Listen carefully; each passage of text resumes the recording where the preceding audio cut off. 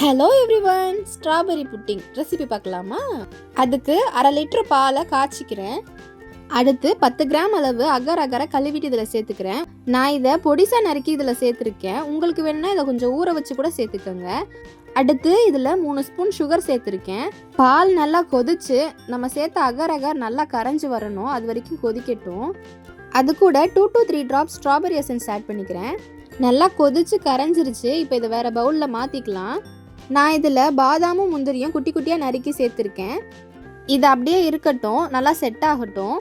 நல்லா செட் ஆனதுக்கப்புறமா அப்படியே சாப்பிட்டாலும் நல்லா தான் இருக்கும். சில்லுன்னு வேணும்னா ஃப்ரிட்ஜில் வச்சு சாப்பிடலாம், டேஸ்ட் இன்னும் சூப்பராக இருக்கும்.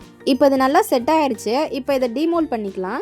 அவ்வளோதாங்க, சூப்பர் டேஸ்டியான ஸ்ட்ராபெரி புட்டிங் ரெடி. இஃப்தார் டைமில் இதை செஞ்சு சில்லுன்னு வச்சு சாப்பிட்டு பாருங்க, அடடா டேஸ்ட்டு வேற லெவலுங்க. ஓகேங்க, நீங்களும் அந்த ரெசிபி உங்கள் வீட்டில் ட்ரை பண்ணி பார்த்துட்டு எப்படி இருந்துச்சுன்னு கமெண்ட் செக்ஷனில் சொல்லுங்கள். நான் வேறு ஒரு வீடியோவில் பார்க்குறேன். பாய்.